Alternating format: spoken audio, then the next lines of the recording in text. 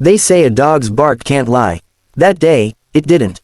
The sun hadn't yet crested over the ridge when Deputy Carla Monroe stepped into the dusty sheriff's office in Windridge, a quiet mountain town where nothing much ever happened, until it did. Her German Shepherd K9, Diesel, padded beside her, tail swishing gently.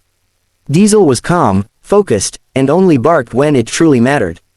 That morning, his sudden growl sent an icy jolt through Carla's spine. The sheriff, Hank Whitaker, a man of weathered face and kind blue eyes, was the bedrock of Windridge. For 2 decades, he'd led the town with what everyone thought was unwavering honesty. So when Diesel halted in front of Hank's old leather saddlebag and began barking, not a casual yap, but a fierce, protective snarl, Carla's heart dropped. "What's wrong, boy?" she asked, kneeling. Diesel barked again, lunging slightly. The sheriff chuckled from behind his desk, sipping his coffee. "Might just be a leftover sandwich in there, Carla," he said, but his voice wavered, just enough to notice. Carla's instinct screamed louder than Diesel. Ignoring the sheriff's laughter, she reached down and opened the flap. Inside was no sandwich. Her fingers closed around a bundle of envelopes bound in twine. She pulled them out, heart thudding. Stacks of cash, dozens of letters, blackmail notes, and at the bottom, a flash drive. The room turned cold. Hank stood slowly, no longer amused. "Put that back," he said, his voice low, dangerous. Diesel growled louder, teeth bared. Carla backed away, the bundle clutched tightly in her hands. "What is this, Sheriff?" she whispered. "Tell me this isn't what it looks like." But it was. The drive revealed everything. Sheriff Whitaker had been using his badge to cover an underground extortion ring for over a decade. He'd blackmailed business owners, manipulated court cases, silenced whistleblowers, and pocketed hush money from local deals gone bad. Windridge, the town that trusted him like a father, had been deceived, violated.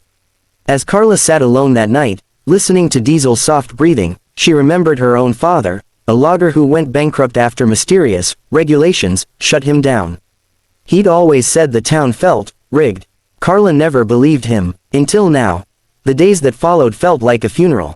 Hank was arrested by state agents after Carla submitted the evidence.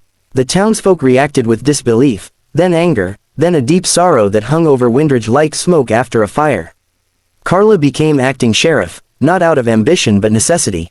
People looked to her with hollow eyes, asking why and how and what now. She didn't always have the answers. But she had Diesel, and she had the truth. The town was fractured, storefronts closed early, church pews went emptier, kids walked quieter to school. But healing had to start somewhere. Carla faced threats, anonymous letters, slashed tires. Some people refused to believe Hank was guilty. Others feared who else might be involved. Every step toward justice felt like walking through glass. Worse, Carla uncovered more names, good folks, corrupted quietly over years. Friends she'd grown up with.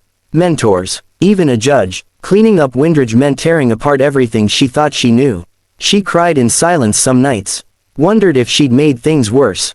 Wondered if Diesel's bark had changed the town for the better, or just exposed a rot that couldn't be undone.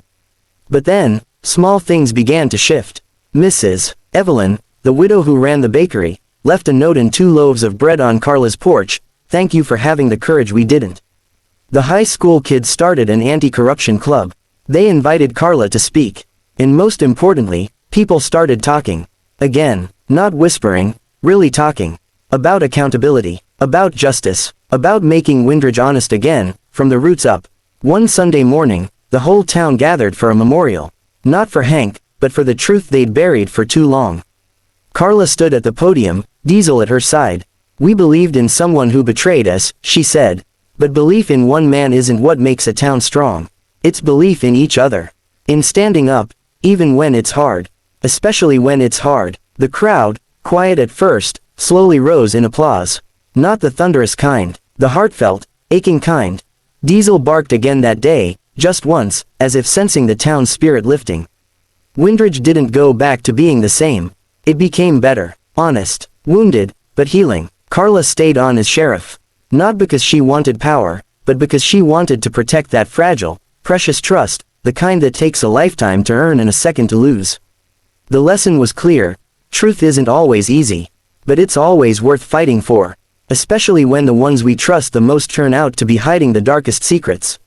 And sometimes, the first voice to call out that truth is a dog who just wouldn't stop barking.